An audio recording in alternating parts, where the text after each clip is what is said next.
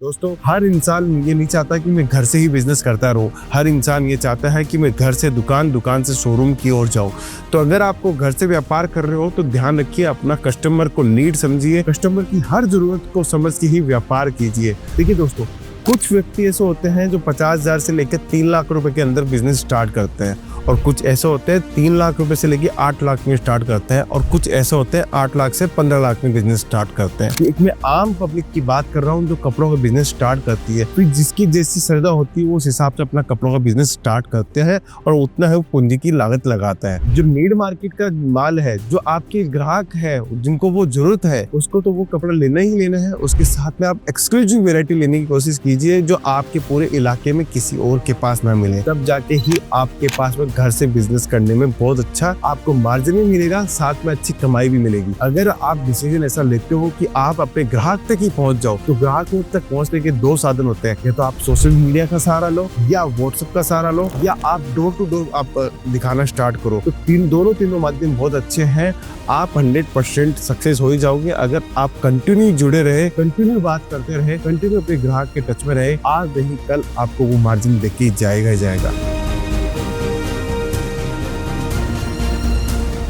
नमस्कार दोस्तों, मैं रितेश मोदी केसरिया टेक्सटाइल कंपनी में आपका हार्दिक स्वागत करता हूं। दोस्तों आज एक विशेष टॉपिक के ऊपर बातचीत करने जा रहा हूं, क्योंकि हजारों लोगों ने यहाँ सूरत आके कपड़ा खरीदा है और दुकानें चालू करी है, और कई हजारों लोग आज भी कपड़े के बिजनेस के बारे में सोच रहे हैं। लेकिन एक सबसे बड़ी समस्या है कि पैसा लगाकर पैसे से कमाई कितनी की जाए। दोस्तों, आज के ये टॉपिक अगर आप पूरा देखोगे तो आपको पूरी संपूर्ण जानकारी मिलेगी कि पैसा लगा के इन्वेस्टमेंट करके उसका रिटर्न कितना आने वाला है, और कितने दिन के अंदर अपनी जो कैपिटल लगाई है वो फ्री हो जाएगी। दोस्तों, वीडियो अगर आप पूरा देखोगे तभी आपको पूरी संपूर्ण जानकारी मिलेगी। तो सबसे पहला पॉइंट होता है कि कपड़ों के बिजनेस के अंदर इन्वेस्टमेंट कितना करना चाहिए जिससे जल्दी फ्री हो जाए। देखिए दोस्तों, कुछ व्यक्ति ऐसे होते हैं जो 50,000 से लेकर 3 लाख रुपए के अंदर बिजनेस स्टार्ट करते हैं, और कुछ ऐसे होते हैं 3 लाख रुपए से लेकर 8 लाख में स्टार्ट करते हैं, और कुछ ऐसे होते हैं 8 लाख से 15 लाख में बिजनेस स्टार्ट करते हैं। एक मैं आम पब्लिक की बात कर रहा हूँ जो कपड़ों का बिजनेस स्टार्ट करती है। फिर जिसकी जैसी श्रद्धा होती है वो उस हिसाब से अपना कपड़ों का बिजनेस स्टार्ट करते हैं,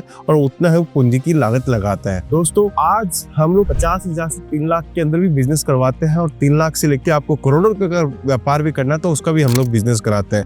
लेकिन बात आती है 3 लाख रुपए में कितना कमाया जाता है और करोड़ रुपए के अंदर कितना कमाया जाता है। दोस्तों, हर व्यक्ति ये चाहता है कि मैं जल्दी से जल्दी पैसा कमाऊं, तो उसके लिए आपको क्या क्या मेहनत करनी पड़ेगी आज की इस वीडियो के अंदर वो भी डिस्कशन करने वाले हैं। तो सबसे पहले बात करते हैं कि अगर अपन 3 लाख रुपए लगा के बिजनेस करते हैं तो रिटर्न कितना मिलने वाला है। देखिए दोस्तों, हर एक मॉडल की अलग अलग कहानी होती है, हर एक शहर की अपनी अपनी एक कहानी होती है, और हर एक दुकान की और एक घर से बिजनेस करने की अपनी अपनी एक कहानी होती है।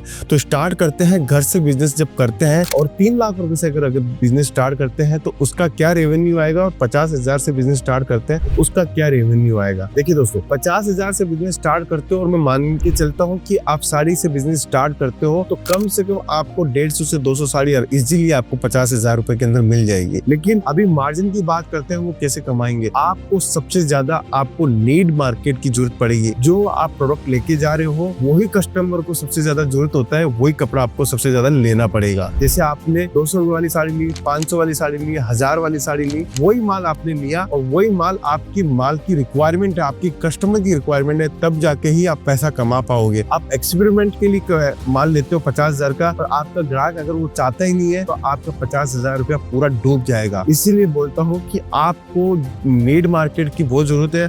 आप अपने ग्राहक का रवैया समझिए पहले, बिजनेस स्टार्ट करने से पहले, कि आपका ग्राहक का रवैया है मेरे एरिया के अंदर जो मैं ग्राहक घर से बिजनेस करूंगा तो वो ये चीज की डिमांड करेंगे, उसी के अकॉर्डिंग सूरत से वो माल परचेजिंग करना चाहिए, जिससे आप माल ले जाते ही आपका माल बिक जाए। अब जो घर बैठे 3 लाख से बिजनेस स्टार्ट करते हैं उनके लिए बताना चाहता हूँ कि वो कैसे बिजनेस स्टार्ट करिए। आप जो नीड मार्केट का माल है, जो आपके ग्राहक है, जिनको वो जरूरत है, उसको तो वो कपड़ा लेना ही लेना है। उसके साथ में आप एक्सक्लूसिव वैरायटी लेने की कोशिश कीजिए जो आपके पूरे इलाके में किसी और के पास ना मिले। तब जाके ही आपके पास में घर से बिजनेस करने में बहुत अच्छा आपको मार्जिन भी मिलेगा, साथ में अच्छी कमाई भी मिलेगी। अब इनिशियल स्टार्टिंग में कितना मार्जिन जोड़िए, देखिए 50,000 से बिजनेस स्टार्ट करो या 3 लाख से करो या 3 करोड़ से बिजनेस स्टार्ट करो, मार्जिन पहले साल आपको 30 से 45% का ही रखना है। दूसरे साल भी 30 से 45% का मार्जिन रखिए, लेकिन तीसरे साल आप 45 से 65% पे आ जाओगे, ये गारंटी है। क्योंकि अगर आपने 2 साल बिजनेस को रन दे दिया, 2 साल बिजनेस के अंदर कंटिन्यू मेहनत करी, तो 100% आपके मार्जिन के अंदर बढ़ोतरी भी होगी और आपकी क्वांटिटी के अंदर भी बढ़ोतरी होगी। तो इसलिए सबसे पहले 30 से 45% से ऊपर कोई भी मार्जिन जोड़ने की बिल्कुल आवश्यकता नहीं है, क्योंकि हमें 50,000 से ही बिजनेस नहीं रखना है। हमारे पास में लाखों का स्टॉक होना चाहिए, करोड़ों का स्टॉक होना चाहिए। उस हिसाब से, उस विजन के साथ में हम लोग कारोबार स्टार्ट करते हैं कि भले ही हमने आज 50,000 से 3 लाख से 5 लाख से 10 लाख से बिजनेस स्टार्ट किया हो, लेकिन आने वाले समय के अंदर हमारे पास में लाखों का स्टॉक होना चाहिए। तो लाखों का स्टॉक कैसे फ्री करेंगे, ये सब जानकारी भी आज की इस वीडियो के अंदर मिलने वाली है। तो स्टार्टिंग पॉइंट था 30 से 45% का ही आपको मार्जिन रखना है। उसके बाद मैं आपको कहानी बताता हूँ। अगर आपके पास में फंड बनता है, जैसे आपने 3 लाख से बिजनेस स्टार्ट किया, फिर आपने लाख रुपए की कमाई करी, तो लाख रुपए के अंदर 50,000 रुपए आप साइड में निकाल दीजिए। 50,000 रुपए का माल आप एक्स्ट्रा माल मंगवाइए। आप 3 लाख रुपए के साथ साथ में आपने लाख रुपए कमाया, 50,000 साइड में रखा, 50,000 का नया माल रखा, तो अब आपका स्टॉक हो चुका है 3.5 लाख का। ऐसे करते करते आप अपना स्टॉक बढ़ाइए, क्योंकि जितना ज्यादा आप स्टॉक बढ़ाओगे उतना ज्यादा आपके पास में ग्राहक पहुंचेगा। क्योंकि आजकल जिसके पास जितनी ज्यादा वैरायटी, उसके पास में उतना ज्यादा कस्टमर, इसलिए वैरायटियों को बढ़ाइए। आज केसरिया टेक्सटाइल कंपनी सिर्फ साड़ी बेचती तो सिर्फ साड़ी के ही ग्राहक आते हैं, लेकिन केसरिया टेक्सटाइल कंपनी मेंस वेयर भी बेचती है, किड्स भी बेचती है, सूट भी बेचती है, दुपट्टा भी बेचती है, ब्लाउज भी बेचती है, लहंगा भी बेचती है, सब कुछ बेचती है। इसलिए हर टाइप का कस्टमर हमारे पास आता है। इसलिए हमारी टीम डेडिकेशन के साथ में काम करती है कि आपको ज्यादा से ज्यादा प्रोडक्ट दे और ज्यादा से ज्यादा आपको सप्लाई करने की कोशिश करे। इसलिए हम लोग इतनी बड़ी यूनिट और इतने बड़े बड़े इंफ्रास्ट्रक्चर खड़े करते हैं दोस्तों।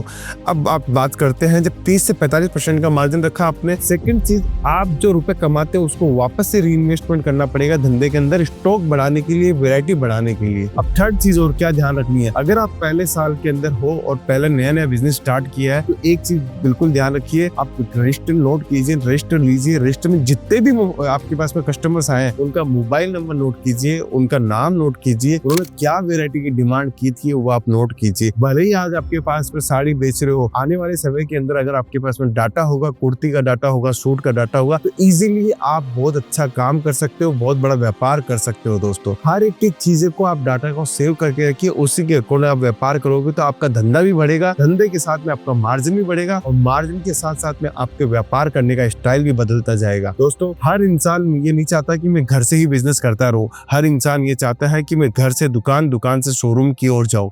तो अगर आपको घर से व्यापार कर रहे हो तो ध्यान रखिए, अपना कस्टमर को नीड समझिए, कस्टमर की हर जरूरत को समझ के ही व्यापार कीजिए।